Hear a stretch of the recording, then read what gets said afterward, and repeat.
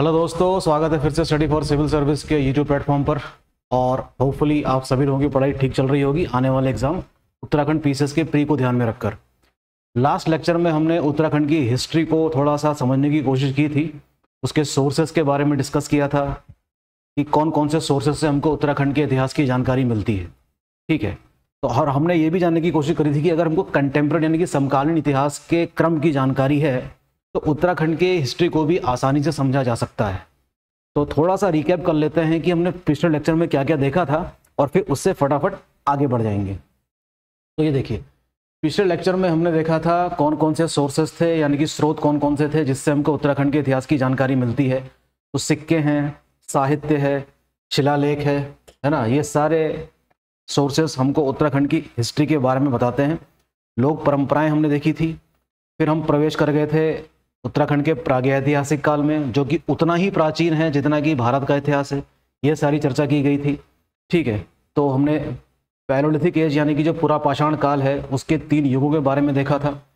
ठीक है, तो इस तरीके से हमने पिछले लेक्चर में काफ़ी कुछ चीज़ें देखी और हमने पाया कि उत्तराखंड के इतिहास की जो प्राचीनता है, जो ऐतिहासिकता है, वो लगभग उतनी ही पुरानी है जितने कि समूचे भारत के इतिहास की है। तो इस प्रकार से हम देख सकते हैं कि उत्तराखंड का भी भारत के इतिहास में एक प्रमुख स्थान है। टॉपमार्क्स के बारे में हमने डिस्कस किया था, मृदभांडों के बारे में डिस्कस किया था जो उत्तराखंड के विभिन्न क्षेत्रों से मिले हैं, है ना। तो इस प्रकार हम तेजी से आगे बढ़ गए थे और कई सारी गुफाओं के बारे में भी हमने डिस्कस किया था। फड़कानौली है, फलसीमा है, ग्वारख्या गुफा है, किमनी शैलाश्रय है, इन सब के बारे में हमने चर्चा करी थी। मैं मान के चल रहा हूँ कि आप लोगों को वो सारी बातें समझ में आई होंगी इस लेक्चर को सुनने के बाद। तो ऐसा करते हैं, अब सीधे आगे बढ़ जाते हैं और देखते हैं कि आज हम इस लेक्चर में क्या क्या देखने वाले हैं। ठीक, तो शुरुआत करते हैं आज हम प्रमुख लेखों से। और सबसे जो प्राचीन लेख है जो उत्तराखंड की हमको जानकारी दे रहा है, वो उत्तराखंड का ना होकर स्वयं मौर्य सम्राट अशोक के द्वारा स्थापित किया गया था। कहाँ पर? कालसी में। अब देखिए, जो भी फैक्ट इसमें लिखे गए हैं ये सभी इंपॉर्टेंट हैं एग्जामिनेशन के लिए। ठीक, तो देखिए, कालसी का नाम हम सबने सुना है, जहां से हमको एक अशोक का अभिलेख मिला है जो प्राकृत भाषा का है और ब्राह्मी लिपि का है। ये भी क्वेश्चन कई बार एग्जाम में आया है, तो ये भी एक इंपॉर्टेंट फैक्ट हो जाता है। कालसी अभिलेख से हमें यहाँ के निवासियों के बारे में जो शब्द मिलता है वो तो है पुलिंद, और इस क्षेत्र के लिए क्या कहा गया शब्द? अपरांत शब्द यूज लाया गया है इसमें। तो देखिए, इन 3 लाइन से ही हमने इंपॉर्टेंट फैक्ट ले लिए और तीनों आपको याद रखने होंगे। ठीक है, अशोक का अभिलेख कालसी में, ये एक मेजर शिलालेख है यानी कि वृहद शिलालेख। देहरादून के जौनसार भाबर स्थित लाखा मंडल में राजकुमारी ईश्वरा का भी शिलालेख प्राप्त हुआ है। इस शिलालेख के अनुसार यमुना उपत्यका में यादवों का राज्य था। देवप्रयाग, जिसके लिए ये देखिए, ये जो शब्द है ना वामन गुहा, ये भी एग्जाम में आ सकता है कि देवप्रयाग के लिए कौन सा शब्द और भी हमको याद रखना होगा, वो है वामन गुहा। तथा कल्पनाथ में गुफाओं के अंदर दीवारों पर लेख मिले हैं। ठीक है, तो ये भी एक प्रकार के हम सोर्सेस ही डिस्कस कर रहे हैं अभी। नैनीताल तथा बाड़वाला, बाड़वाला नाम किसके लिए उपयोग किया गया है? देहरादून के लिए, याद रखेंगे। यहाँ पर ईंटों पर उत्कीर्ण भी लेख मिले हैं। देवलगढ़ तथा कोलसारी से प्राप्त मूर्ति पीठिका लेख है। गोपेश्वर तथा बाड़ाहाट, याद रखेंगे ये नेम, गोपेश्वर तथा बाड़ाहाट के त्रिशूल लेख, वेरी वेरी इंपॉर्टेंट। इंपॉर्टेंट इसलिए क्योंकि रिपीट हुआ है और फिर से होने की संभावना रहती है। प्रथम और द्वितीय सदी की कुषाणकालीन मुद्राएं मुनि की रेती तथा सुमाड़ी से मिली हैं। एक एक लाइन काफी इंपॉर्टेंट है, आप नोट करते रहिए या इसका स्क्रीनशॉट ले लीजिए। आप चाहें तो इसका स्क्रीनशॉट ले सकते हैं प्लीज। ठीक है, अब बात करते हैं आगे मोर ध्वज स्तूप से। मोर ध्वज स्तूप से 3वीं सदी का मुद्रा लेख मिला है। देखिए, मेरी कोशिश रहेगी कि मैं स्क्रीन के सामने कम से कम आऊं ताकि आपको स्पष्ट रूप से दिखाई दे। कभी कभी बीच में मैं आऊंगा। कार्तिकेय राजाओं के ताम्रपत्रीय लेख पांडुकेश्वर, कंडारा, चंपावत तथा बैजनाथ आदि स्थलों से मिले हैं। ठीक है, तो इन सभी के बारे में हम आगे आने वाले चैप्टर्स में देखेंगे भी। ठीक है ना, ये देखिए, ताम्रपत्री लेख मिले हैं पांडुकेश्वर, कंडारा, चंपावत तथा बैजनाथ स्थलों से प्राप्त हुए हैं। तो ये सारे पॉइंट्स काफी इंपॉर्टेंट है दोस्तों। ठीक है, अब हम बात करते हैं मौर्यकाल की। ठीक है, तो इससे पहले कि मैं मौर्यकाल के बारे में पढ़ूं कि उसका संबंध उत्तराखंड से हम कैसे एसोसिएट कर सकते हैं, एक चीज समझ लीजिए। देखिए, एक तरफ तो मैं लिखता हूं इंडिया की हिस्ट्री में मौर्यन पीरियड यानी कि मौर्य काल, और एक तरफ मैं लिख देता हूं उत्तराखंड। तो मौर्य काल का जो टाइम पीरियड है वो आपको पता है 324 से लेकर 185 ईसा पूर्व। हम ये पता लगाने की कोशिश कर रहे हैं कि इस समय उत्तराखंड में क्या हो रहा था। जब मौर्यों की समाप्ति हो जाती है, उनका पतन हो जाता है, उसके बाद हम देखते हैं कि उत्तर भारत का जो उत्तर पश्चिम वाला क्षेत्र है वहाँ पर कई सारे आक्रमण शुरू होते हैं। उस दौरान भी हम पता लगाने की कोशिश करेंगे कि क्या उसका प्रभाव उत्तराखंड में भी देखने को मिलता है या नहीं। ठीक है, तो इस चीज़ को जरा ध्यान में रखेंगे। तो देखिए, मौर्य पीरियड का संक्षिप्त वर्णन तो आपको पता ही है। इसका टाइम पीरियड ये रहा। तो अशोक का कालसी शिलालेख इस क्षेत्र में मौर्य प्रभाव के संकेत को देता है। इसका मतलब ये हुआ कि जो उत्तराखंड के शासक रहे होंगे वो मौर्यों के अधीन यानी कि सबऑर्डिनेट रहे होंगे। यह क्षेत्र मौर्य साम्राज्य के उत्तरी भागों में पड़ता है, सही बात है। देहरादून जिला और तराई क्षेत्र मौर्य साम्राज्य का हिस्सा बन गए थे और कुड़िंदों ने पहाड़ी क्षेत्रों पर शासन करना जारी रखा। इसका मतलब ये हुआ कि जो कुड़िंद लोग रहे होंगे वो मौर्यों के क्या रहे होंगे, सबऑर्डिनेट यानी कि अधीनस्थ शासक रहे होंगे। और इसी काल में हम देख सकते हैं कि बौद्ध धर्म पहली बार उत्तराखंड वाले क्षेत्र में पहुंचा। ये फैक्ट भी काफी इंपॉर्टेंट है, इसको आप याद रखेंगे प्लीज। ठीक, अच्छा, अब देखते हैं मौर्यास के बाद उत्तर पश्चिम क्षेत्र में आक्रमणकारी आते हैं और बड़े क्षेत्र में शासन करना शुरू करते हैं। तो सबसे पहले तो मैं कुछ याद दिला दूं आपको। सबसे पहले आते हैं इंडो ग्रीक यानी कि हिंद यमन, उसके बाद शक आते हैं, है ना, पहलव आते हैं जिसको पार्थियन भी कहा गया है, और फिर आते हैं क्या, कुषाण भी आते हैं। ये सीक्वेंस आपको इंडियन हिस्ट्री में याद रखना होगा। इंडो ग्रीक, शक, पहलव और कुषाण। ये क्वेश्चन भी कई बार रिपीट हुआ है पीसीएस जैसे एग्जामों में।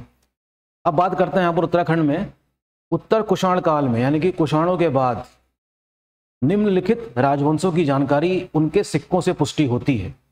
ठीक है, अब देखते हैं कि कुषाणों के बाद के जो उत्तराखंड के जो राजवंश थे उनके कौन कौन से नाम आपको याद रखने होंगे। देखिए, 3 नाम याद रखने आपको, यौधेय राजवंश, पर्वत कुरिंदा, वर्षा गंगा गोत्रीय राजवंश। पता लगाना है कि ये कहाँ पर स्थित थे। ठीक है, ये देखिए, यौधेय राजवंश की अगर हम बात करें, ये 3री से 4वीं शताब्दी ईस्वी के दौरान शासन करने वाला एक गणतांत्रिक कबीला था। याद रखेंगे ना यौधेय राजवंश के बारे में। अब देखते हैं कि इसके अंतर्गत कौन कौन से क्षेत्र शामिल हैं। इसको भी याद रखना जरूरी है कि कौन कौन से क्षेत्र इसमें शामिल थे।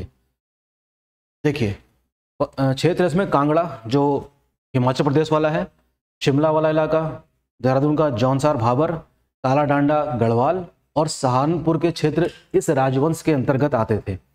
तो आपको कम से कम इतना याद रखना होगा कि यौधेय राजवंश के अंतर्गत ये सारे क्षेत्र शामिल थे। अगर हम पर्वत कुनिंदा की बात करें, पर्वत पर शासन करने वाले पूर्व कुनिंदाओं के अवशेष तराई और भाबर के बाद के क्षेत्र क्रमशः कुषाणों और यौधेयों के हाथों में चले गए थे। गोत्री राजवंश की भी जानकारी मिलती है। युगशाल को राजधानी बनाकर कलसिस्टेट पर शासन करते हुए यमुना नदी के किनारे इनका शासन फैला हुआ था। तो ये तो बात करी हमने किसकी, कुषाणों के बाद की उत्तराखंड की स्थिति। तीनों इंपॉर्टेंट हैं, याद रखेंगे आप। ठीक है, तेजी से हमको आगे बढ़ना है क्योंकि समय हमारे पास ज़्यादा नहीं है। अब हम बात करते हैं गुप्ता पीरियड की। तो सबसे पहले तो गुप्ता पीरियड का टाइम पीरियड लिख लेता हूँ यहाँ पे, ताकि आपको थोड़ी आसानी रहे समझने में कि हम किस चीज़ की बात कर रहे हैं। अगर मैं गुप्ता पीरियड की बात करता हूँ तो ये भी एक महान सम्राट या कह सकते महान साम्राज्य था। गुप्ता पीरियड जो चलता है आपका लगभग 300 से लेकर 550 ईस्वी तक। तो समस्त भारत में तो गुप्त साम्राज्य का शासन चल रहा है। उस दौरान हमको पता लगाना है कि उत्तराखंड में क्या चल रहा था। तो गुप्ता पीरियड के शुरुआती जो शासक हैं वो तो उतने महत्वपूर्ण नहीं थे, लेकिन समुद्रगुप्त नाम के राजा आपको पता ही है, जिनकी अधिकतर जानकारी हमको प्रयाग प्रशस्ति से मिलती है। तो क्या उस प्रयाग प्रशस्ति में हमें उत्तराखंड के बारे में कोई जानकारी मिल रही है या नहीं, आइए पता लगाते हैं। तो इलाहाबाद से यानी कि प्रयागराज से समुद्रगुप्त का एक शिलालेख मिला है। शिलालेख नहीं है वो, प्रयाग प्रशस्ति है। और शिलालेख और लाखा मंडल में टूटा हुआ शिलालेख जानकारी का एक महत्वपूर्ण स्रोत है हमारे लिए। तो प्रयाग शिलालेख नेपाल के पश्चिम में कार्तिकेयपुर शासन के बारे में बात करता है और ये भी बताता है कि उसका विस्तार कहाँ से कहाँ तक था। रोहिलखंड आप जानते हैं बरेली वाला इलाका है, कुमाऊं और गढ़वाल के रूप में पहचाना गया है वो क्षेत्र। और ये जानकारी कहाँ से मिल रही है, समुद्रगुप्त के प्रयाग प्रशस्ति से। वेरी इंपॉर्टेंट फैक्ट, प्लीज ध्यान देंगे। लाखा मंडल शिलालेख के अनुसार इसके आसपास का क्षेत्र गुप्त साम्राज्य का हिस्सा था और कुषाण वंश के पतन के उपरांत, अब देखिए जो आपको नाम याद रखने चाहिए, गोविशाण, कालसी और लाखा मंडल, चक्राता वाला इलाका, वे कुछ रियासतें सामने आईं।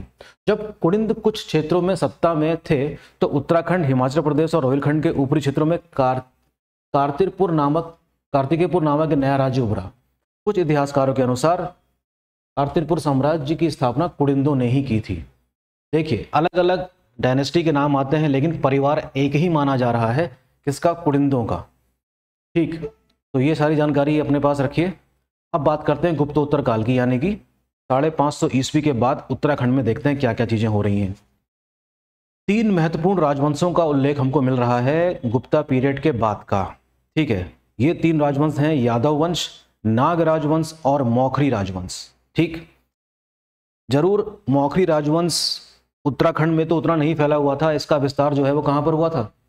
वो तो विस्तार हुआ था यूपी में। लेकिन हम देखते हैं कि क्या मौखरी राजवंश का प्रभाव उत्तराखंड में देखने को मिलता है या नहीं। तो सबसे पहले पता लगाते हैं यादव वंश का। ईश्वर का लाखा मंडल शिलालेख एक प्रमुख जानकारी का स्रोत है और इस वंश के लगभग 11 शासकों का उल्लेख हमको इस अभिलेख से मिल रहा है, अर्थात शिलालेख से मिल रहा है, जिन्होंने गुप्त काल से लेकर हर्षवर्धन के काल तक शासन किया था। Very important. सिंहपुर की पहचान यादवों की राजधानी के रूप में की गई है, तो ये एग्जाम में क्वेश्चन आ सकता है कि यादवों की राजधानी क्या थी। ओके, इन्होंने यमुना नदी से सटे भागों में शासन किया। सेन वर्मा इस वंश का सबसे महत्वपूर्ण शासक था। तो क्वेश्चन ये भी आ सकता है कि सेन वर्मा को हम किस वंश से एसोसिएट कर सकते हैं। फिर बात करते हैं नाग राजवंश की। नाग राजवंश, देखिए इनकी जानकारी मिल रही है 6वीं और 7वीं शताब्दी में। ठीक है, इन्होंने कुछ हिस्सों पर शासन किया था राज्य के। गढ़वाल के गोपेश्वर में त्रिशूल, ये देखिए, ये तो बहुत ही इंपॉर्टेंट फैक्ट बताने जा रहा हूं मैं आपको, जो सामने लिखा हुआ है। त्रिशूल शिलालेख जो है वो हमें किस राजवंश की जानकारी देता है? ये क्वेश्चन कई बार रिपीट हुआ है दोस्तों, तो आपको प्लीज याद रख लेना कि नाग राजवंश की जानकारी हमें कहां से मिल रही है? त्रिशूल अभिलेख से मिल रही है। किससे मिल रही है? त्रिशूल अभिलेख से मिल रही है। अब हम देखेंगे कुछ राजाओं के नाम। स्कंद नाग, विभु नाग, अंशुभ नाग और गणपति नाग इस वंश के प्रमुख शासक रहे होंगे, जिसमें गणपति नाग सबसे इंपॉर्टेंट था। तो ये आप प्लीज याद रखिएगा कि नाग राजवंश की जानकारी हमें कहां से मिल रही है? त्रिशूल शिलालेख से मिल रही है।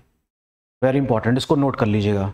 फिर बात करते हैं मौखरी राजवंश की। तो मौखरी राजवंश के बारे में आप जानते ही हैं कि उत्तर प्रदेश का शासन मतलब साम्राज्य था ये, जिसके सबसे इंपॉर्टेंट राजा हैं ग्रहवर्मा। अब मौखरी राजवंश, वर्धन राजवंश आपस में समकालीन हैं। कैसे हर्षवर्धन की बहन राजश्री का विवाह मौखरी राजवंश के शासक ग्रहवर्मा से हुआ था और कैसे ग्रहवर्मा की हत्या शशांक और देवगुप्त ने कर दी थी, जो मालवा के शासक थे, और किस प्रकार से हर्षवर्धन ने मौखरी राजवंश को वर्धन राजवंश में शामिल कर लिया था। ये सारी बातें इंडियन हिस्ट्री की हैं। पता लगाते हैं। 600 ईस्वी के उत्तरार्ध में कन्नौज के मौखरी राजवंश ने नागाओं का अंत कर दिया और इस क्षेत्र में अपना शासन स्थापित किया था। इसलिए हम कह सकते हैं कि मौखरी राजवंश का प्रभाव कुछ समय के लिए उत्तराखंड में हमको देखने को मिलता है। कैसे? राजवंश को समाप्त करने के उपरांत। ये फैक्ट भी काफी इसलिए क्या हो जाता है? इंपॉर्टेंट हो जाता है।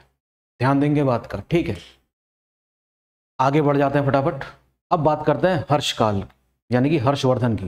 हर्षवर्धन उत्तर भारत के हम कह सकते हैं कि अंतिम महान हिंदू सम्राट थे कई इतिहासकारों के अनुसार। तो कम से कम मैं इसका टाइम पीरियड तो लिखी दूं। 606 से लेकर 647 तक इनका शासन था एडी, और लंबे समय तक यानी कि कम से कम 41 साल तक तो उत्तर भारत में जो शांति व्यवस्था थी पॉलिटिकली रूप से, ये हर्षवर्धन के समय में हमको देखने को मिलती है। तो मौखरी वंश के अंतिम शासक ग्रहवर्मा की हत्या कर दी गई थी, जैसे कि मैंने आपको बताया। क्षेत्र थानेश्वर के हर्षवर्धन के आधिपत्य में आ गया था। ठीक है, ग्रहवर्मा के बहनोई थे हर्ष की। अच्छा, अब हमको पता चलती है कि हर्षवर्धन का विवाह एक उत्तराखंड की राजकुमारी के साथ भी हुआ था। और आप जानते ही अच्छी तरीके से कि ह्वेनसांग, प्रिंस ऑफ ट्रैवलर्स, यात्रियों के राजकुमार, भारत की यात्रा पे थे हर्षवर्धन के समय में, और इन्होंने उत्तराखंड की भी यात्रा की थी। और उत्तराखंड के कई स्थानों का नाम इनके यात्रा वृत्तांत CU की में मिलता है। तो हम कह सकते हैं कि ह्वेनसांग का जो यात्रा वृत्तांत है वो भी एक इम्पॉर्टेंट सोर्स बन जाता है तत्कालीन उत्तराखंड के इतिहास को समझने का। तो ह्वेनसांग मानते हैं कि सुवर्ण गोत्र नामक एक राज्य का उल्लेख मिलता है जिस पर महिलाओं का शासन था, इसलिए इस क्षेत्र को स्त्री राज्य भी कहा गया है। ये सारी बातें पता चल रही हमको कहाँ से, ह्वेनसांग की यात्रा वृत्तांत CU की से। ठीक है, स्टडी फॉर सिविल सर्विस से आप जुड़ सकते हैं। ये रहे व्हाट्सएप नंबर, आप कॉल करके और भी जानकारी इकट्ठा कर सकते हैं कि 14 तारीख को जो एग्ज़ाम होने वाला है उसके लिए स्टडी फॉर सिविल सर्विस के पास कैसे कैसे मटेरियल मौजूद हैं और वाकई में एग्ज़ाम ओरिएंटेड हैं सारे के सारे। ठीक, आगे बढ़ते हैं। देखिए, चीनी यात्री ने कुछ साम्राज्यों के बारे में उल्लेख किया है और जब हर्षवर्धन की मृत्यु हो जाती है तब से लेकर 750 ईस्वी तक हम देखते हैं कि उत्तराखंड में कुछ छोटे छोटे साम्राज्यों की स्थापना हुई और ये सारी जानकारी हमको कहाँ से मिल रही है, ह्वेनसांग के लेख से मिल रही है। तो 3 साम्राज्यों के या राज्यों के नाम आप याद रखेंगे। शत्रुघ्न साम्राज्य, ठीक है, ये बात कब की है, हर्षवर्धन की मृत्यु के बाद की। शत्रुघ्न साम्राज्य नाम याद रखेंगे। अब इसकी सीमा भी बताई गई है। इसकी पूर्वी सीमा क्या बताई गई है, गंगा नदी, यानी कि ये गंगा नदी के पश्चिम में रहा होगा। उत्तरी सीमा हिमालय और यमुना द्वारा इसके केंद्र से होकर बहती थी, ऐसा बताया है शत्रुघ्न साम्राज्य के बारे में ह्वेनसांग ने। पौरवों का ब्रह्मपुर राज्य, इसकी जानकारी भी हमें ह्वेनसांग ही दे रहे हैं। पश्चिम में गंगा से लेकर पूरब में करनैली नदी तक इनका साम्राज्य फैला हुआ था। यह 3 समकालीन राज्यों में सबसे बड़ा साम्राज्य था, तो ये भी इंपॉर्टेंट एक फैक्ट बन जाता है। उत्तरी सीमा का निर्माण सुवर्ण गोत्र देश से हुआ और विष्णुवर्मन राजवंश का संस्थापक माना जाता है। किसका, ब्रह्मपुर राज्य का। तो इसलिए यह फैक्ट इंपॉर्टेंट हो जाता है कि who was the founder of Brahmapur kingdom. Again this facts are very important. तीसरे राज्य का नाम बता रहे हैं ह्वेनसांग हमको, गोविसाण का, जिसकी पहचान किससे करी गई है, काशीपुर से। काशीपुर यानी कि तराई वाला इलाका। तो ब्रह्मपुत्र के दक्षिण में यह तराई क्षेत्र में पश्चिम से रामगंगा नदी से लेकर पूर्व में शारदा नदी तक फैला हुआ था। तो ये रहे 3 राज्य जिसकी जानकारी हमें हर्षवर्धन की मृत्यु के बाद ह्वेनसांग के लेख से मिलती है। Very important fact. अब हमको इससे पहले कि उत्तराखंड की हमें राजनीतिक इतिहास के बारे में जानकारी हो या उसके बारे में हम पढ़ें, हमको एक और महत्वपूर्ण जानकारी मिल रही है और वो ये कि यहाँ की कुछ मूल जनजातियाँ थीं, ठीक है, जो प्राचीन काल से यहाँ पे रह रही थी। इनके संबंध में भी जानकारी हमें होनी चाहिए। तो एक एक करके इन जनजातियों के बारे में थोड़ी सी जानकारी इकट्ठा कर लेते हैं। तो पहली जनजाति का नाम आता है हमारे सामने और वो है कोल जनजाति, KOL, COAL नहीं, KOL, कोल जनजाति, जो कि सर्वाधिक पुरानी जनजाति मानी जाती है। तो एग्जाम में क्वेश्चन ये आ सकता है कि प्राचीनता के आधार पर उत्तराखंड की सबसे पुरानी जनजाति कौन सी थी, कोल जनजाति थी। ठीक है, देखने में कुरूप और भद्दे होते थे। वाण तथा कालिदास की, बाणभट्ट की बात हो रही है, कृतियों में उनकी शारीरिक विशेषताओं का भी वर्णन मिलता है। अच्छा, साहित्यिक ग्रंथों में कोलों का वर्णन मुंड या शबर नाम से भी मिलता है। तो प्लीज याद रखेंगे, मुंड और शबर की पहचान किससे करी गई है, कोल से ही की गई है।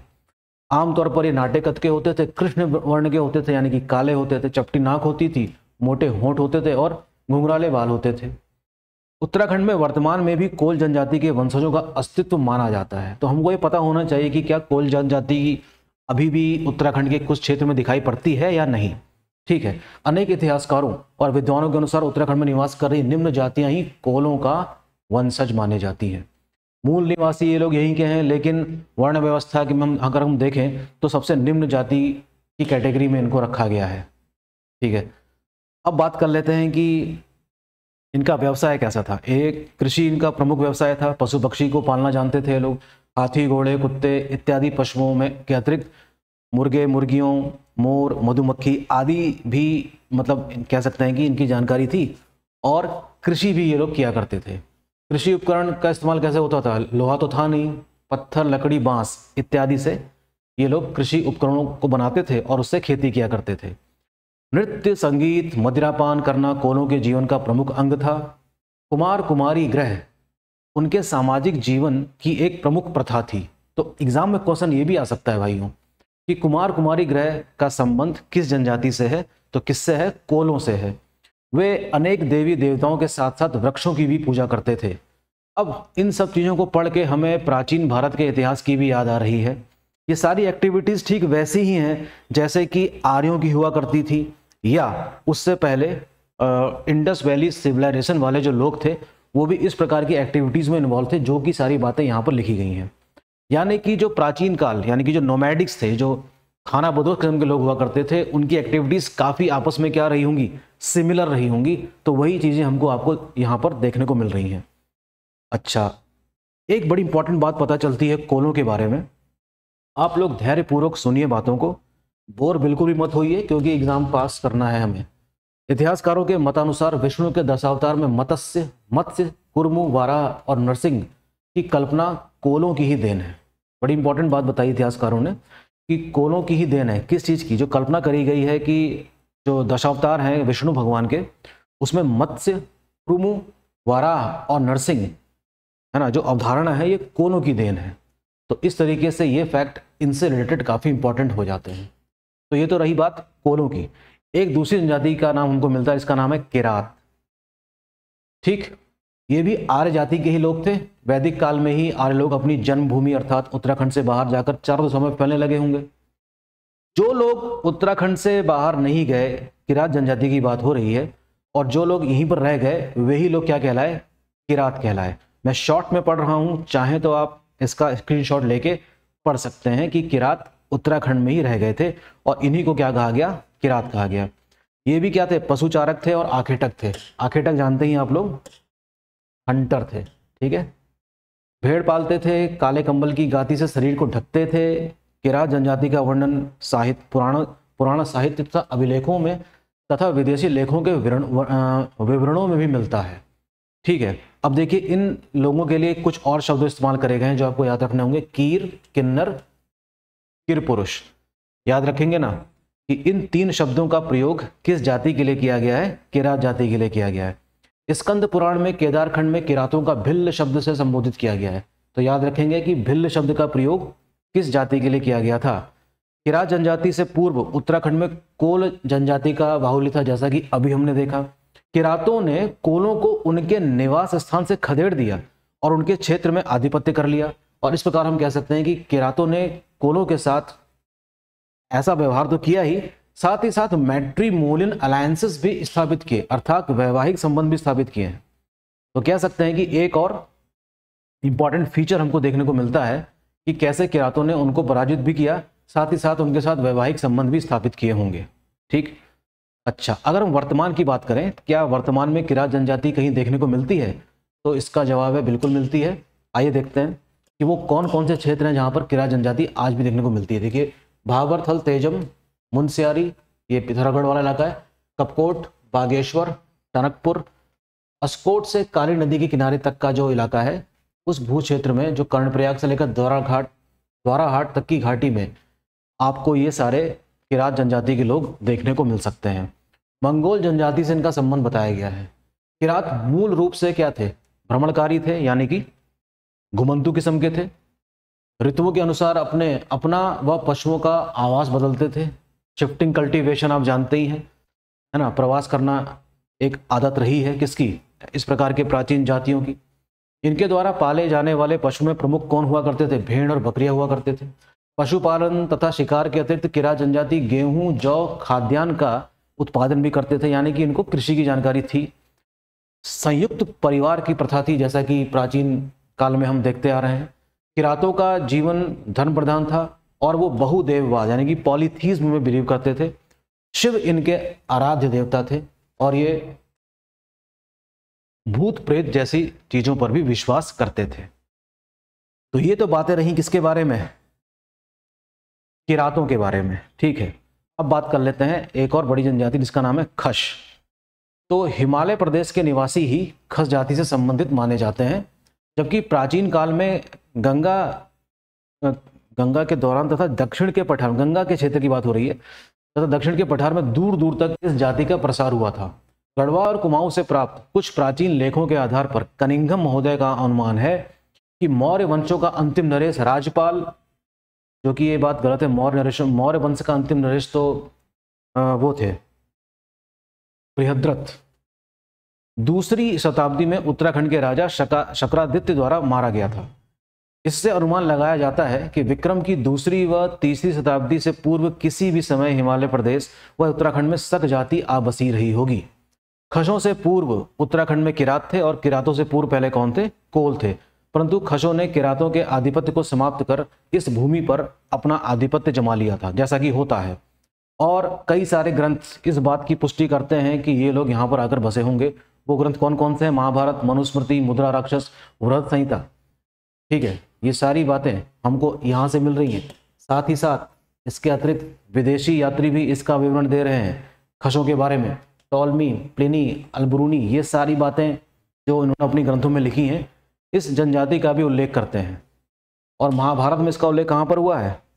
ये हुआ है सभा पर्व में। कहाँ पर हुआ है? सभा पर्व में। महाभारत का जो एक वो है खंड, उसमें हुआ है। महाभारत से ज्ञात होता है कि खश महाभारत युद्ध में कौरवों से लड़े थे। तो ये सारी बातें आपको याद रखनी होंगी खशों के संबंध में। प्लीज़ इसका स्क्रीनशॉट ले लीजिए, ठीक है, और आप लोग हो सके तो पढ़िएगा इस चीज़ को। और 1885 में ब्रिटिश युग में खशों को शूद्र वर्ग में सम्मिलित कर लिया गया था। ठीक है, उनकी सामाजिक प्रथाएं इस प्रकार से हैं जो आपको है ना याद रखनी होंगी। घर जमाई, जेठों, छटेला और टेकुआ। तो ये सारे कुछ स्पेसिफिक टर्म्स हैं जो खस जनजाति से रिलेटेड या उससे रिलेट करके देखे जा सकते हैं। तो एग्जाम में क्वेश्चन ऐसे ही आते हैं। अब बात करते हैं चौथी जनजाति की, भोटांतिक जनजाति या शौका, या शॉर्ट में कह सकते हैं भोटिया। कॉमन नाम इनका क्या है? भोटिया है। तो दुर्गम पर्वतीय कंदराओं में निवास करने वाली ये एक आदिम प्रजाति है जिनका नाम है भोटिया। इनको शौका भी कहा जाता है। भोटांतिक या शौकाओं की शारीरिक बनावट के आधार पर इन्हें किरात जनजाति से संबंधित माना जा सकता है। शौका मंगोल जनजाति के समान होते थे। आप किसी भी भोटिया पुरुष को देखेंगे तो पहचान लेंगे कि ये भोटिया जनजाति से। उसकी आंखें छोटी होती हैं, कद थोड़ा नाटा होता है, लेकिन काफ़ी हेल्दी होते हैं आमतौर पर। ठीक है, अब देखते हैं कि ये उत्तराखंड में किन किन क्षेत्रों में देखने को मिलते हैं। लगभग पूरे उत्तराखंड में पाई जाती है। यहाँ मैं हल्द्वानी में जिसमें रिकॉर्डिंग कर रहा हूँ, यहाँ भी एक बहुत बड़ा इलाका है, इसको कहते हैं भोटिया पड़ाव। तो भोटिया पड़ाव नाम ही भोटियाओं के पड़ाव के कारण ही पड़ा होगा। और यहाँ पर कई भोटियाज लोग आकर बस गए और काफ़ी मतलब ट्रेड एक्टिविटीज़ में काफ़ी इन्वॉल्व रहते हैं अभी भी। भोटांतिक जनजातियों ने अपनी कर्म भूमि भारत तिब्बत सीमावर्ती क्षेत्रों को बनाया था। और हम जानते हैं कि ये एक व्यापारिक जनजाति थी। ये बड़ी इंपॉर्टेंट बात है जो बाकी जनजातियों से भोटियाओं को अलग करती है। बाकी जनजातियों से भोटिया को अलग करने की वजह एक ये थी कि ये ट्रेडिंग एक्टिविटीज़ में काफ़ी इन्वॉल्व थे बहुत पहले से। ठीक है, तिब्बत तथा भोटिया का अर्थ तिब्बती है। भोटांतिक स्वयं को भोटिया कहलाने के बजाय शौका, तोलछा, मारछा कहलाना उचित समझते हैं। अब देखिए, ये बड़ी इंपॉर्टेंट बात होगी अब कि भोटियाओं की जो जनजाति है उनको कितनी कैटेगरी में बांटा गया है। तो इनकी 6 कैटेगरी हैं। क्या नाम है कैटेगरीज का? शौका, जौहारी, दारमिया, तौलछा, मारछा, जाड़। लेकिन सिर्फ इतना जान लेना काफ़ी नहीं है। एग्ज़ाम में यहाँ से क्वेश्चन ये आया है कि ये जो अलग अलग कैटेगरी है भोटियाओं की, इनका निवास स्थान उत्तराखंड में किन किन क्षेत्रों में है। तो ये पता लगा लेना भी बहुत ज़रूरी है कि भोटियाज लोग जिन अलग अलग नाम से जाने जाते हैं उनके क्षेत्र कौन कौन से हैं। देखिए, शौका, जो शौका भोटियाज है उनका निवास देखिए कहाँ है? दारमिया, पिथौरागढ़ जिले में दारमा परगने के अंतर्गत आने वाले क्षेत्र दारमा, व्यास, चौदास तथा धौली गंगा तथा काली नदी की जो घाटियां हैं वहां पर निवास करने वाले जो भोटियाज हैं वे क्या कहलाते हैं? शौका कहलाते हैं। इंपॉर्टेंट है, इसको जरा ध्यान दीजिएगा इस बात का। गोरी नदी की घाटी के निवासी जो मुख्य रूप से जोहार मुनस्यारी परगना के क्षेत्रों के अंतर्गत आते हैं जोहारी कहलाते थे। 2 तो ये हो गए। चमोली जिले में विष्णु गंगा नदी की घाटियों की आदिम जनजाति है मारछा, जबकि धौली घाटी में निवास करने वाली आदिम जनजाति क्या कहलाई? तौलछा कहलाई। और उत्तर काशी की भागीरथी की घाटी में निवास करने वाली भोटिया जनजाति क्या कहलाई? जाड़ कहलाई। देखिए कितनी इंपॉर्टेंट बातें हैं इसमें, है ना। भोटांतिक शौका एक शांति प्रिय जनजाति है। युद्धों के बजाय इन्होंने पशुपालन और व्यापार को अपना व्यवसाय बनाया, जो कि एक बहुत ही ऑन द पॉजिटिव साइड हम कह सकते हैं भोटिया जनजाति के बारे में, तथा पर्वतीय कंदराओं को अपना निवास बनाया। भोटांतिक अर्थात शौका एक भ्रमणकारी जनजाति थी और ये व्यापार में काफ़ी इन्वॉल्व रहते थे। ये एग्जाम में कई बार क्वेश्चन रिपीट हुआ है कि भोटिया तिब्बत से व्यापार कब तक करते रहे और कब इसमें रोक लग गई। 1962 चीन और भारत का युद्ध आपको याद होगा, तब तक व्यापार इनका बहुत ही सुचारू रूप से चलता था। ठीक है, समाप्त हो गया था। अब हम बात करते हैं कि इनका जो मुख्य व्यवसाय था वो पशुपालन था और भेड़ बकरियां, झब्बू नाम की एक क्या है, झब्बू एक गाय होती है, तिब्बती कुत्ते तथा घोड़े आदि पशु पालते थे ये लोग। और भेड़ बकरियों से प्राप्त जो ऊन है उससे कह सकते हैं कि एक बहुत ही इंपॉर्टेंट इकोनॉमिक एक्टिविटी का हिस्सा है इनके जीवन का। ठीक है, तो ये सारी चीज़ें भोटिया को उन जनजातियों से थोड़ा सा क्या कर देती हैं, अलग कर देती हैं, क्योंकि ये इकोनॉमिकली इस तरीके से एक्टिविटीज़ में इन्वॉल्व थे। ठीक है, ये बातें काफ़ी इंपॉर्टेंट है। अब ये रही एक टेबल जिसका आप स्क्रीनशॉट ले सकते हैं। राजवंश दिए हुए हैं, कुलिंद, गुप्त, दास, यादव, योधे और नाग, मौखरी, और ये रहा उनका समयकाल। हो सके तो इसका स्क्रीनशॉट ले लीजिए, कम से कम इसका तो ले ही लीजिए स्क्रीनशॉट। बाकी ये जो 3 फैक्ट हैं ये हम आगे आने वाले चैप्टर्स में देख सकते हैं। अब हम पहुंच जाते हैं कहाँ पर, उत्तराखंड की पॉलिटिकल हिस्ट्री में, और हमको पता चलता है कि उत्तराखंड पर पहली राजनीतिक शक्ति जिसने शासन किया था वो कोई और नहीं, कुलिंद थे। क्या थे? कुलिंद। कुलिंद जाति उत्तराखंड पर शासन करने वाली प्रथम राजनीतिक शक्ति थी। Very important. और इनका शासनकाल 3री-4वीं ईस्वी तक चलता रहा। देहरादून के पास यमुना और टोंस नदी के संगम पर कालसी नामक स्थान से प्राप्त अशोककालीन अभिलेख से पता चलता है कि यहाँ के निवासियों को पुलिंद और इस क्षेत्र के लिए अपरांत शब्द का प्रयोग किया गया है। ये हम पहले पढ़ चुके हैं वैसे। ठीक है, तो कुलिंद में आप याद रखेंगे। तो कुलिंद मौर्यों के अधीन रहे होंगे, जाहिर सी बात है। उनके क्या रहे होंगे, सबऑर्डिनेट रहे होंगे। और जो प्रसिद्ध भूगोलवेत्ता हैं टॉलमी, कुलिंदों के लिए कुलेंद्र शब्द का इस्तेमाल करते हैं। 2री सदी ईसा पूर्व से लेकर शासन करते थे और व्यास, गंगा और यमुना के ऊपरी क्षेत्र में फैले हुए थे। ऐसा मानना है किसका? टॉलमी का मानना है। ठीक है, तो ये फैक्ट काफ़ी इंपॉर्टेंट हो जाता है। सबसे इंपॉर्टेंट रूलर कौन है, सबसे शक्तिशाली रूलर कौन है कुलिंदों का? अमोघ भूति। ये बात मेरे ख्याल से कई लोगों को पता भी होगी। ये सारी इन्फॉर्मेशन परीक्षा वाणी जैसी किताबों में भी है, काफ़ी अच्छी इन्फॉर्मेशन है। इसकी रजत और ताम्र मुद्राएं पश्चिम से व्यास तक फैली हुई थी। किसकी? अमोघ भूति की। दक्षिण में सुनेत तथा बेहद नामक स्थान तक प्राप्त हुई हैं इसके द्वारा जारी की गई मुद्राएं। इन मुद्राओं के अग्रभाग यानी कि दो पार्ट होते हैं, ऑब्वर्स एंड रिवर्स, किसके? सिक्के के। पददेवी तथा मृग का अंकन किया गया है। और क्या लिखा हुआ है? राज्ञ कुलिंदस अमोघ भूतिस महरजस। इस नाम का अंकन इसके सिक्कों में हमको देखने को मिलता है। अमोघ भूति की मृत्यु के बाद शकों ने मैदानी क्षेत्रों पर अधिकार कर लिया था।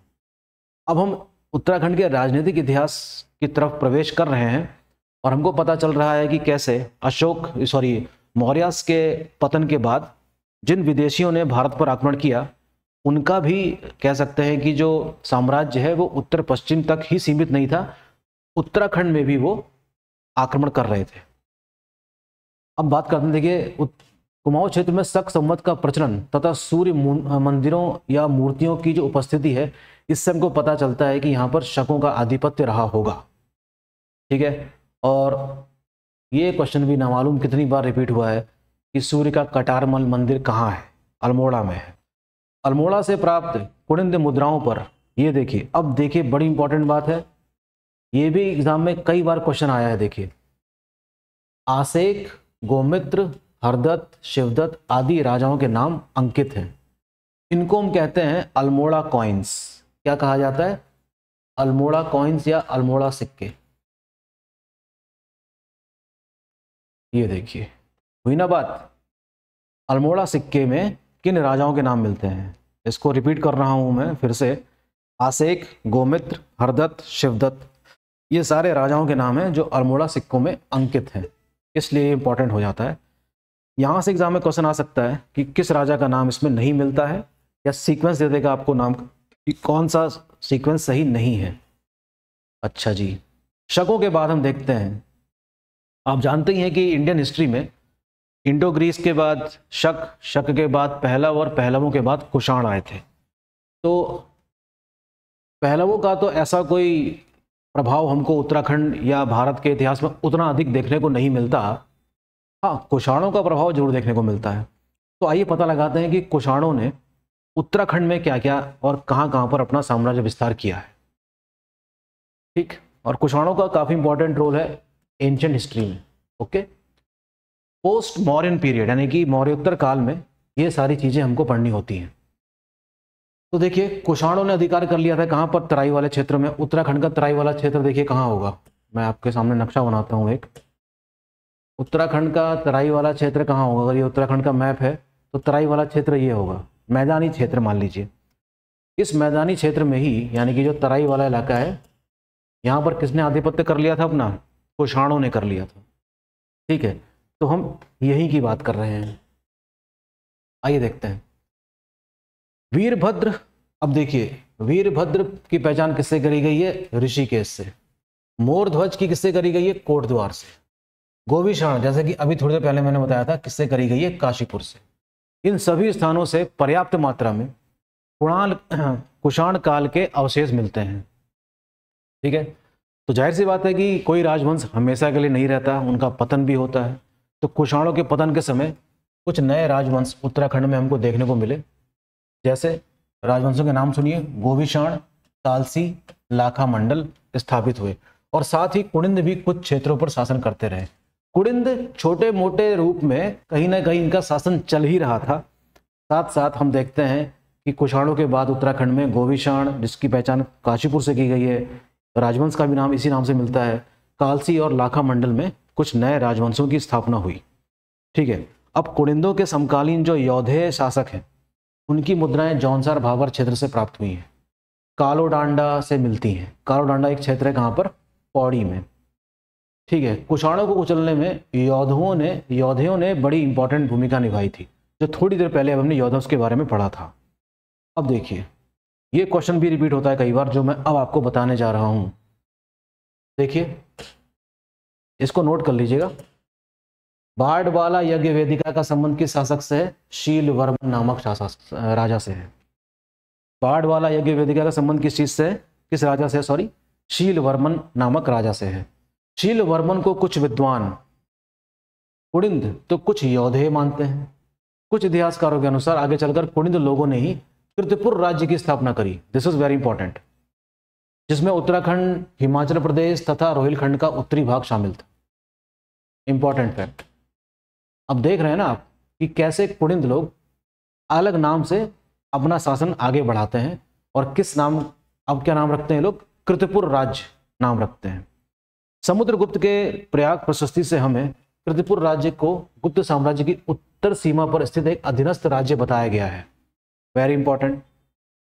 और 5वीं सदी में के उत्तरार्ध में नागों ने कीर्तिपुर के कुड़िंद राजवंश की सत्ता को समाप्त कर दिया और उत्तराखंड पर अधिकार कर लिया। किसको हराकर? कीर्तिपुर ने किसको हराया? इनको हराया। ठीक है, और 6वीं शताब्दी में उसके उत्तरार्ध में कन्नौज के मौखरी राजवंश ने नागों की सत्ता समाप्त कर दी। ये सारी बातें अभी कुछ देर पहले ही हमने डिस्कस भी की थी। ठीक है, मौखरी वंश के अंतिम शासक ग्रहवर्मा की हत्या हो जाने के बाद, ये सब बात हम डिस्कस कर ही चुके हैं। बाणभट्ट के हर्षचरित में हर्षवर्धन के शासनकाल में उत्तराखंड भ्रमण पर आने वाले लोगों का वर्णन है। ये सारी बातें देखिए उत्तराखंड की पेंसांग की CUK से भी मिलती है। देखिए, ब्रह्मपुर के लिए किस शब्द का इस्तेमाल किया गया है? ठीक है, पोलीहिमोपुलो अर्थात ब्रह्मपुर राज्य, इंपॉर्टेंट, जो कि बौद्ध धर्म के लिए प्रसिद्ध था और हर्ष के अधीन था। उसने यहाँ पर 5 बौद्ध विहार बनाए, इसका भी उल्लेख मिलता है। हरिद्वार के बारे में ह्वेनसांग लिखता है कि भागीरथी नदी के किनारे हरिद्वार नामक नगर बसा हुआ है, जो 20 ली एक प्रकार की यूनिट है, चाइना के जो यूज करी जाती है, उसकी लंबाई बताई है हरिद्वार की। 6वीं शताब्दी में ब्रह्मपुर में पौरवों का शासन था, और इस वंश के प्रमुख शासक में विष्णुवर्मन प्रथम, वृषवर्मन, अग्निवर्मन, द्युतिवर्मन तथा विष्णुवर्मन द्वितीय का नाम आता है। इंपॉर्टेंट नाम है। ये सब आपको याद रखने होंगे, ठीक है। मैं जानता हूं कि ये बहुत ज़्यादा चीज़ें आपको कनेक्ट नहीं कर पा रही होंगी, फैक्ट थोड़े मिस हो रहे हैं इसमें, ठीक है। अब हम बात कर लेते हैं कुड़िंद गणतंत्र के बारे में। कुड़िंद वंश के साक्ष्य, उनके कांस, देखिए हर कोई शासक कुछ ना कुछ जारी करता ही है, इन्होंने भी कई सारे सिक्के जारी किए थे, तो उन सिक्कों में से हमें इनकी जानकारी मिलती है। तो कुड़िंदों के कांस्य और चांदी के सिक्के जारी किए गए थे कुड़िंदों के द्वारा, ठीक है, और इन सब का उल्लेख हमें महाभारत में मिलता है। सुबाहु सबसे महान कुड़िंद राजा था, ठीक है, और इसकी राजधानी कहाँ थी? सुबाहुपुर थी, जिसको हम आज किससे पहचान कर रहे हैं? इसकी श्रीनगर से, उत्तराखंड वाला श्रीनगर, जहां पांडवों ने एक रात प्रवास भी किया था। ईसा पूर्व 6वीं शताब्दी के आसपास कुड़िंदों की कई शाखाएं इस क्षेत्र में रहती थी, और कुड़िंद सिक्के 200 ईसा पूर्व से लेकर 300 ईसा पूर्व के बीच के बारे में जानकारी देते हैं, और इस समय के इतिहास की जानकारी देने के लिए एक इंपॉर्टेंट सोर्स भी है। अब आपको याद रखने वाली चीज क्या है? 3 सिक्के याद रखने हैं आपको, अमोघ भूति प्रकार के सिक्के, अल्मोड़ा प्रकार के सिक्के और छत्रेश्वर प्रकार के सिक्के। अमोघ भूति सबसे महत्वपूर्ण राजा था, तांबे और चांदी के सिक्के की जानकारी मिलती है, और ब्राह्मी और खरोष्टी लिपि में लिखे गए हैं। इंपॉर्टेंट, किसमें लिखे गए हैं? ब्राह्मी और खरोष्टी लिपि में। अल्मोड़ा प्रकार के सिक्के देखिए सिर्फ अल्मोड़ा जिले की कत्यूर घाटी से मिले हैं। एग्जाम में क्वेश्चन आ सकता है कि कत्यूर घाटी का संबंध किस जिले से है या किस क्षेत्र से? अल्मोड़ा से है। छत्रेश्वर प्रकार के सिक्के, ये सिक्के देवता छत्रेश्वर या छत्रेश्वर के नाम पर जारी किए गए थे, ठीक है। तो ये सारी बड़ी ही इंपॉर्टेंट इंफॉर्मेशन है, प्लीज आपको ध्यान देनी होंगी। हाँ, कुड़िंद राज्य को तमस, कुलकुट, तंगन, भारद्वाज, रंककुम और अमेय नामक 6 भागों में विभाजित किया गया था। कुड़िंदों ने शुंग और कुषाण काल के दौरान भी शासन किया। कुषाणों ने तराई और शिवालिक क्षेत्रों के कुछ हिस्सों पर कब्जा कर लिया, जिसकी पुष्टि वीरभद्र, ये सब चीजें हम पढ़ चुके हैं, काशीपुर क्षेत्र के नाम से हुई है। यहाँ सभी जगहों पर कुषाणों के सिक्के भी मिले हैं। अब जैसे जैसे हम उत्तराखंड की हिस्ट्री में आगे बढ़ते हैं, तस्वीर थोड़ी थोड़ी और साफ होती है। अब हमारा प्रवेश हो जाता है कहाँ? कार्तिकेयपुर राजवंश में, जो लगभग 350 साल तक शासन करता है, ठीक है। इसके आगे जब हम हिस्ट्री पढ़ते हैं उत्तराखंड की, तो थोड़ी थोड़ी चीजें हम कनेक्ट कर सकते हैं। अभी तक के इतिहास को जो हमने पढ़ा था उसमें थोड़ी सी जटिलता हमको ज़्यादा नजर आती है, तो प्लीज़ निराश मत होइए। आपके पास जो बुक है उससे पढ़िए और इस लेक्चर को भी सुनिए, तो मैं यकीन कैसे कह सकता हूँ कि वो बुक में जो लिखा हुआ है वो आपको स्पष्ट रूप से समझ में आएगा। अब बात कर लेते हैं कार्तिकेयपुर राजवंश की, काफ़ी इंपॉर्टेंट है।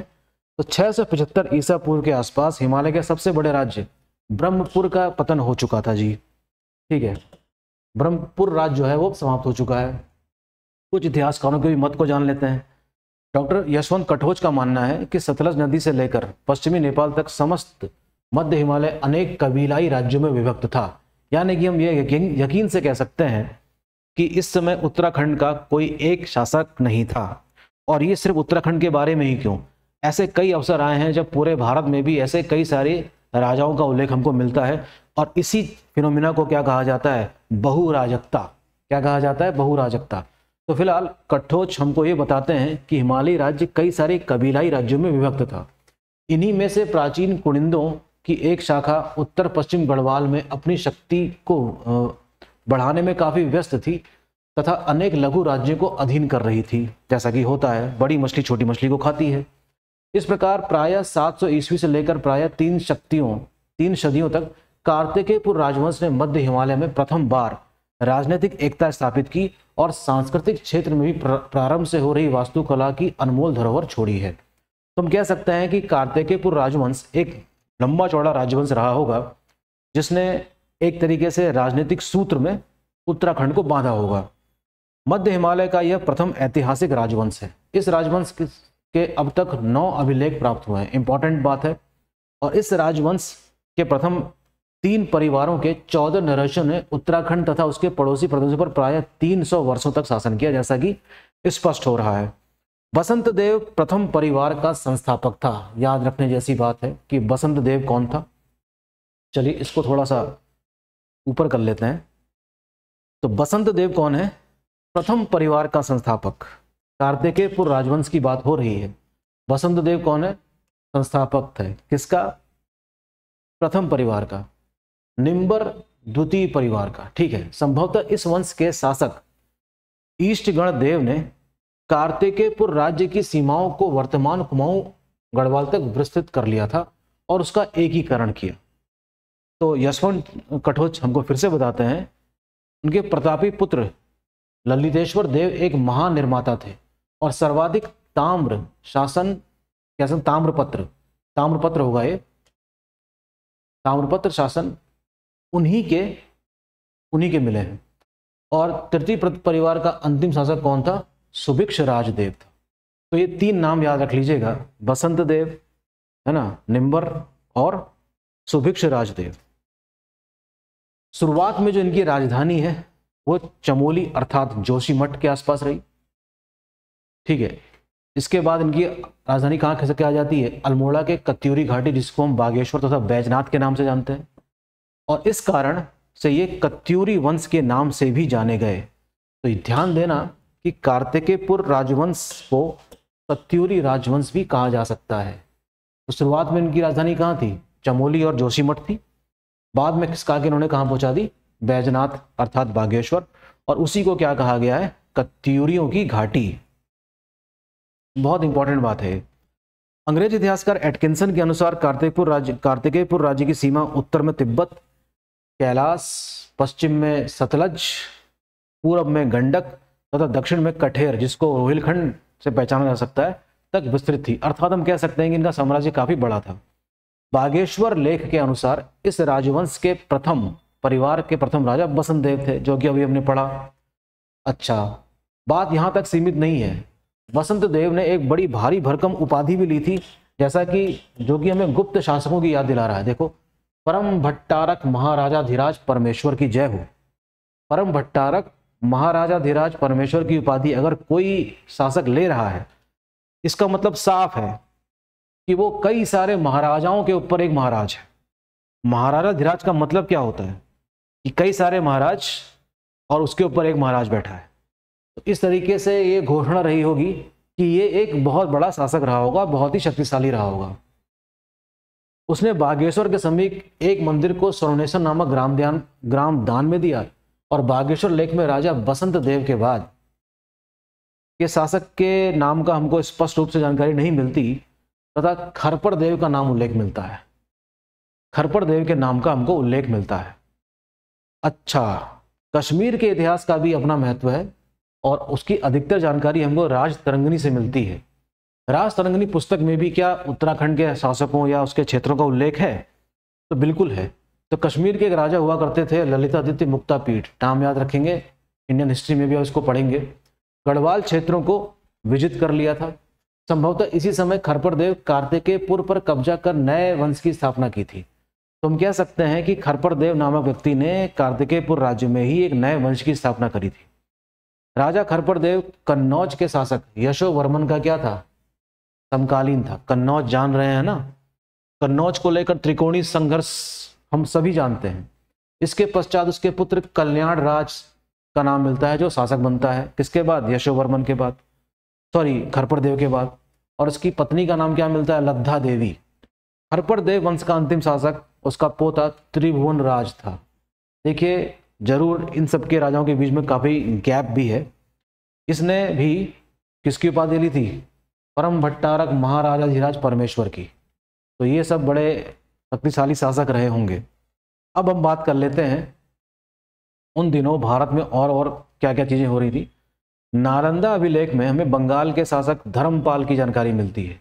धर्मपाल ने भी गढ़वाल वाले क्षेत्र पर आक्रमण किया था। संभवतः इसी आक्रमण के बाद कार्तिकेयपुर राजवंश में खरपर देव वंश के स्थान पर निम्बर वंश की स्थापना हुई थी। इसका मतलब ये हुआ कि जब पाल शासक धर्मपाल ने यहाँ पर आक्रमण किया होगा तो इनकी शक्ति कमजोर हो गई होगी और खरपर देव ने निम्बर वंश की स्थापना हुई। ठीक है, कहाँ पर? कार्तिकेयपुर राज्य में एक नया वंश आता है, निम्बर देव। निम्बर वंश ने पालों से संधि कर ली थी और ये शैव मत को मानते थे। और जागेश्वर का जो मंदिर है अल्मोड़ा जिले में, वो जितने भी सारे मंदिर हैं उन सब का निर्माण माना जाता है कि इन्होंने ही करवाया था। निम्बर के बाद उसका पुत्र ईष्टगण देव शासक बनता है। कार्तिकेयपुर राजवंश का यह पहला ऐसा शासक था जिसने समस्त उत्तराखंड को एक सूत्र में बांधने का प्रयास किया। तो अब याद रखेंगे ईशगण देव का नाम, इसने राजनीतिक रूप से पूरे उत्तराखंड को एक सूत्र में बांधने का प्रयास किया। यह भी अपने पिता की भांति शैव था और इसने कई सारे मंदिरों का निर्माण करवाया है। नवदुर्गा, महिषमर्दिनी, लकुलीश तथा नटराज के मंदिर जो निर्मित किए गए हैं वो ईष्टगण देव के द्वारा ही किए गए हैं। ठीक है, ये हम बात कर रहे हैं किसकी, कार्तिकेयपुर की। ठीक, ईष्टगण देव के बाद शासक बनते हैं ललित सूरदेव। कौन बनते हैं, ललित सूरदेव। ललित सूरदेव शासक बनते हैं। पांडुकेश्वर के ताम्रपत्र में इसे कली कलंक पंख में मग्न धरती के उद्धार के लिए वाराह अवतार के समान बताया गया है। क्या बात है, ईष्टगण को किस प्रकार से सुशोभित किया गया है, देखिए, है ना, काली कलंक पंख में मग्न धरती के उद्धार के लिए वाराह अवतार के समान बताया गया है। बहुत बढ़िया। पांडुकेश्वर ताम्रपत्र में ललित सूरदेव के बाद उसके पुत्र भूदेव के राजा बनने का उल्लेख मिलता है।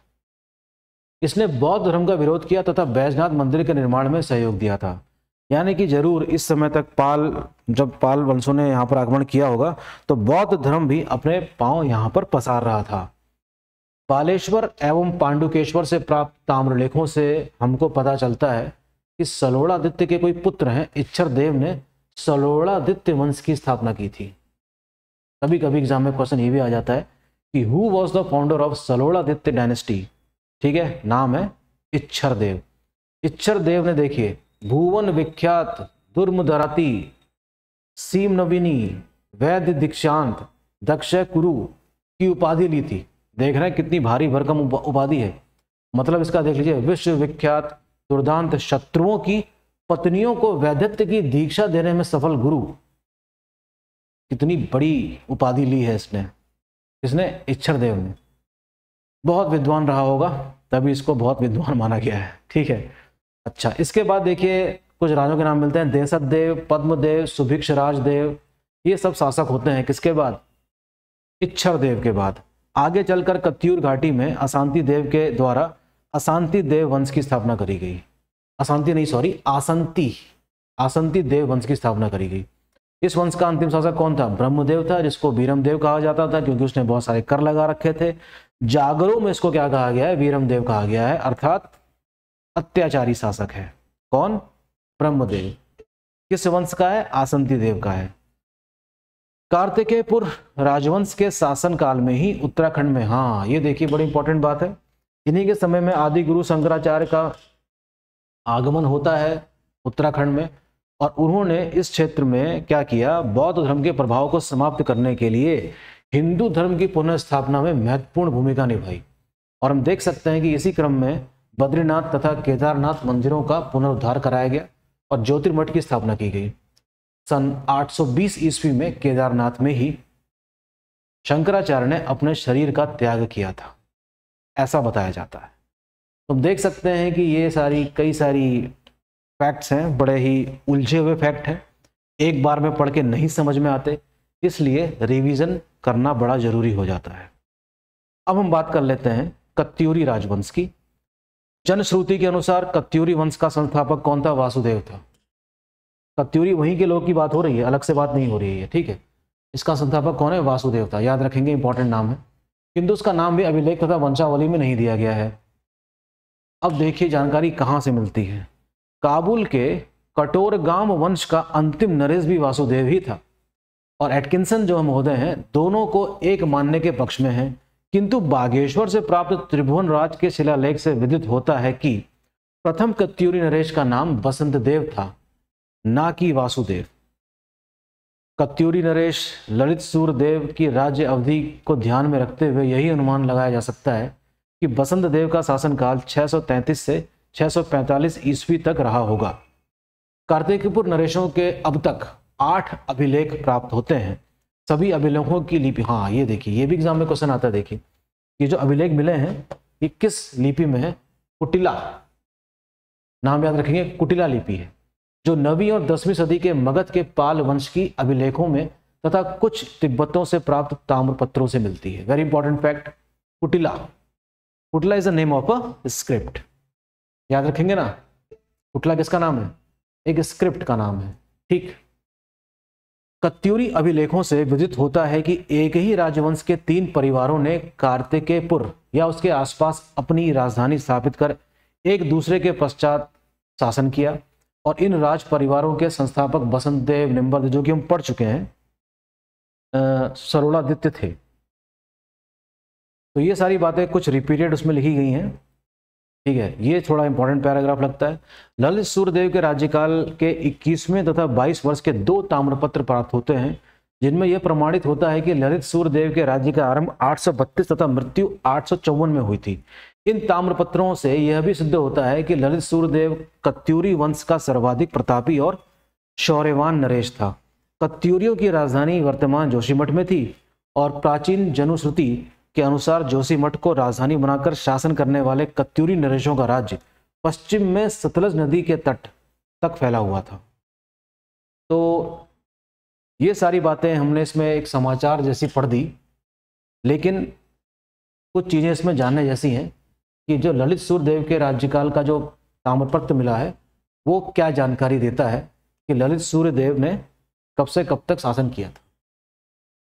तो ये तो पढ़ा हमने कार्तिकेयपुर और कत्यूरी शासकों के बारे में, और इनकी राजधानी शुरुआत में क्या थी, जोशीमठ थी, और जो बाद में फैलकर कहाँ तक आ गई थी, बाद में कहाँ स्थापित कर दिया गया था इसको, ये कर दिया गया था बैजनाथ, जिसको हम बागेश्वर या कत्यूरी घाटी को हम कहते हैं।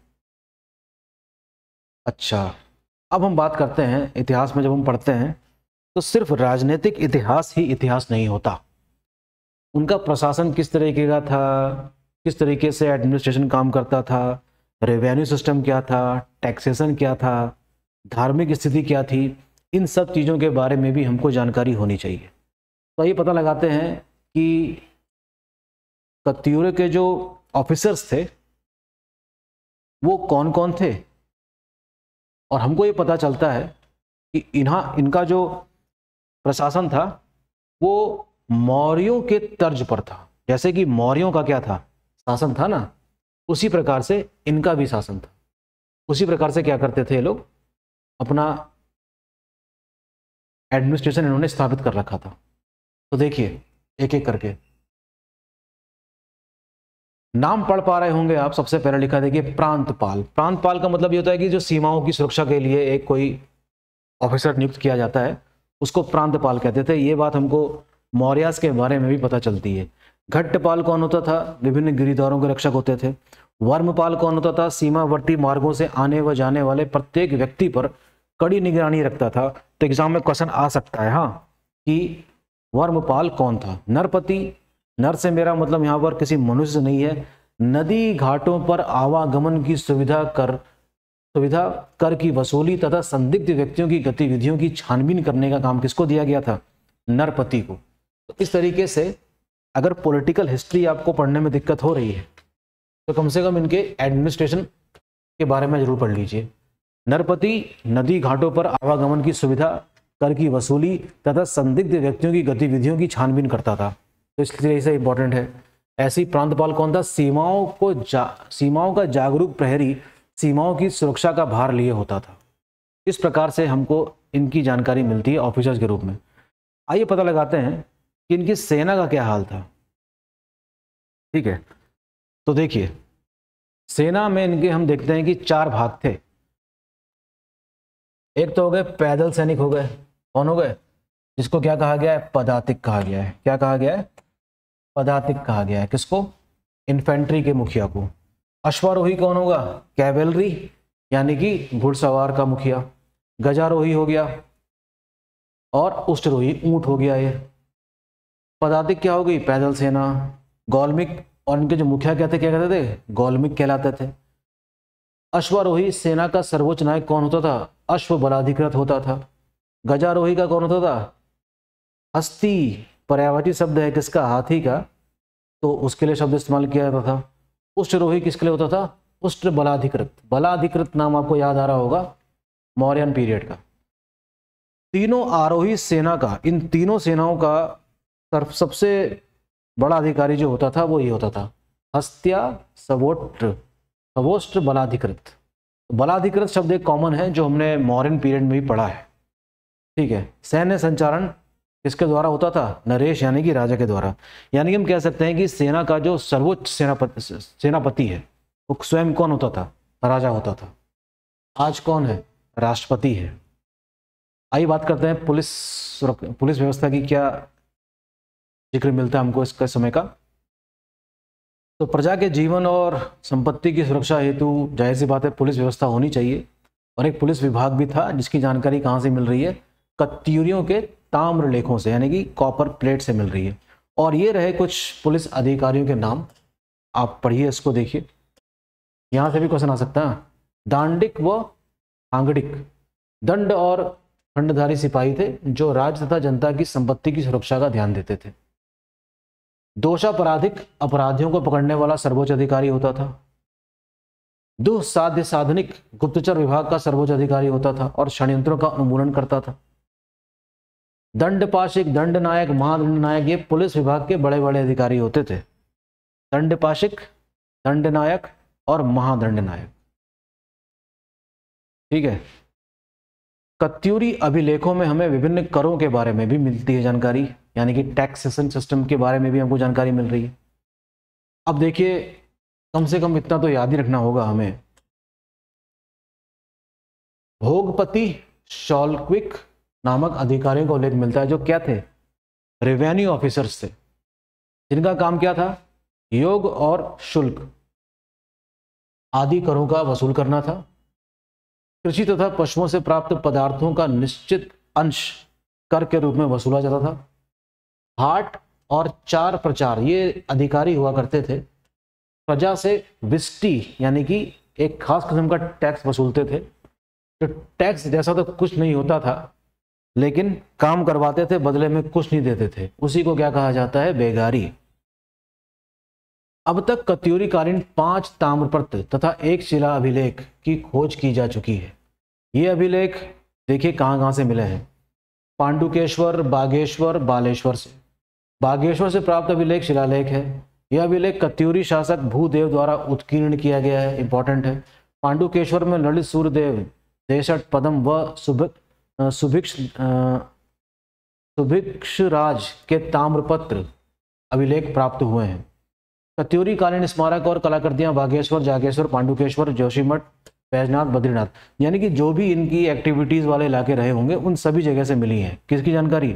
इनके समय के स्मारक और कलाकृतियां। कत्यूरी वंश की प्रारंभिक राजधानी कार्तिकपुर में थी, जो हम पढ़ चुके हैं, और बाद में कहाँ आई है? बाद में कहाँ आ जाती है? बागेश्वर में। कालांतर में कत्यूरी शासकों ने कार्तिकेयपुर का त्याग कर दिया तथा अपनी नई राजधानी बैजनाथ बनाई थी। ठीक है, ये काफ़ी इंपॉर्टेंट फैक्ट्स हम पहले भी देख चुके हैं। अब देखिए, कत्यूरी राजवंश जिसकी शुरुआत 8वीं शताब्दी से शुरू होती है, और ये रहे कुछ राजाओं के नाम जिनका स्क्रीनशॉट आप ले सकते हैं। वासुदेव, बसंत देव, खरपर देव, है ना। चौथे नंबर पर अभिराज देव है, त्रिभुवनराज देव, और इनके कुछ क्या मिलते हैं? इनका टाइम पीरियड भी इसमें दिया गया है। देखिए, ललितासुर देव, भूदेव, सरोड़ादित्य, इच्छरदेव। ठीक है। सुभिक्षर राजदेव जो हैं, इन्होंने बैजनाथ के निकट कत्यूरी घाटी में सुभिक्षपुर नगर की स्थापना की थी। तो इसको आप नोट कर लीजिए कि सुभिक्षपुर नगर की स्थापना किसने करी है? किसने करी है? ये करी है सुभिक्ष राजदेव ने करी है। ठीक है, ये काफ़ी अच्छा टेबल है, आप इसका स्क्रीनशॉट ले सकते हैं आप लोग। अब हमको बात कर लेनी चाहिए उस समय के राजस्व व्यवस्था की और भूमि प्रबंधन की। कृषि राज्य के राजस्व का मुख्य स्रोत था। जाहिर सी बात है कि सभी जितने भी राजवंश हुए हैं भारत के इतिहास में, उसमें एग्रीकल्चर एक इम्पॉर्टेंट सोर्स ऑफ रेवेन्यू होता है। खनिज और वन राजस्व के अन्य स्रोत भी थे। अब हम बात कर लेते हैं उन अधिकारियों की जिनको ये जिम्मेदारी सौंपी गई थी कि वो क्या वसूलेंगे? टैक्स वसूलेंगे। प्रभातर, क्षेत्रपाल और उपचारिक प्रमुख भू राजस्व अधिकारी थे। लैंड रेवेन्यू ऑफिसर की अगर हम बात करें कत्यूरियों के समय की, तो 3 अधिकारियों का नाम हमको मिलता है, प्रभातर, क्षेत्रपाल और उपचारिक। पांडुकेश्वर शिलालेख के अनुसार मन,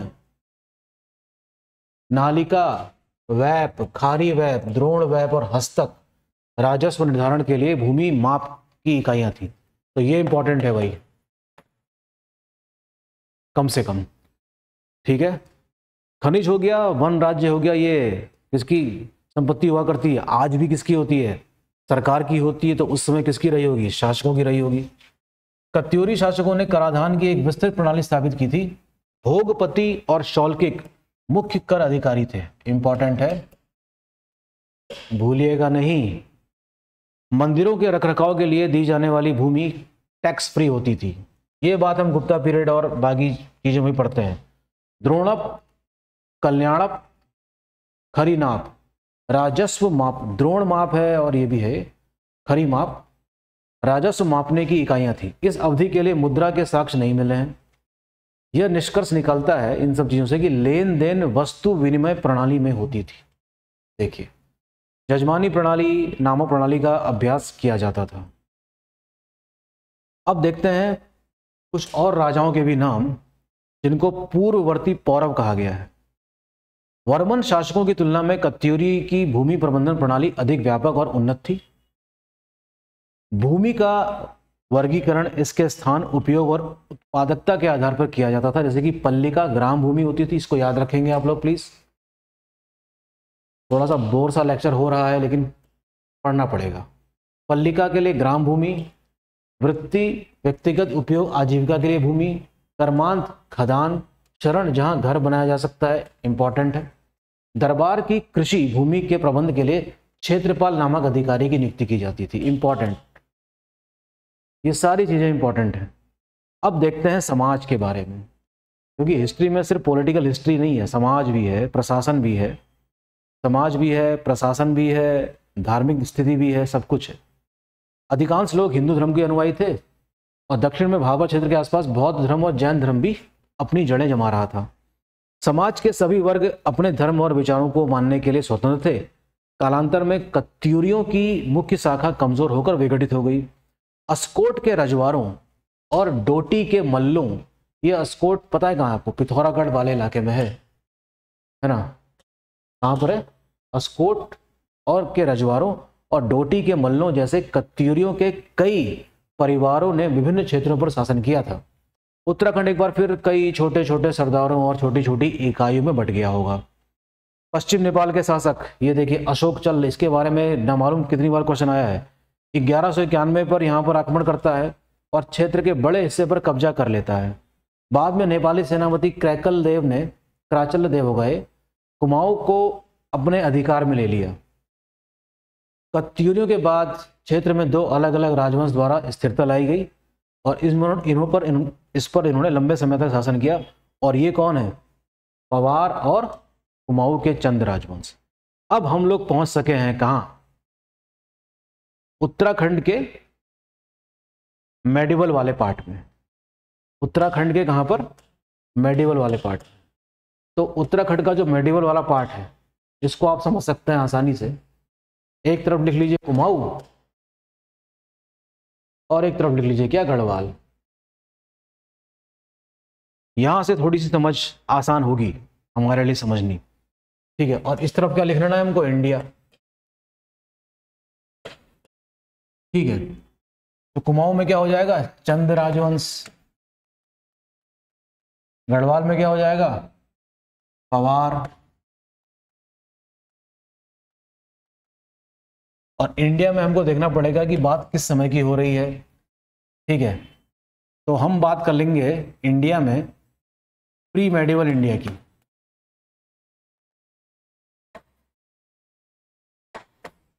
ठीक, तो अगर मैं इसको 888 ईस्वी से आगे मानूं, जैसे कि मैंने पहले बताया भी था, कहाँ तक, 1949 तक। इसको मैं कहाँ तक मानूंगा, 1815 तक। तो हम मॉडर्न इंडिया की शुरुआत कहाँ से मानेंगे, उत्तराखंड में 1815 के बाद। और 1815 तक क्या रहेगा उत्तराखंड में, मेडिवल पीरियड रहेगा। तो अब हम एक एक करके कुमाऊं और गढ़वाल को देख सकते हैं, दोनों आपस में समकालीन हैं। हमको ये भी पता लगाना होगा कि परमार शासक का समकालीन मुगल शासक कौन है, दिल्ली का सुल्तान कौन है।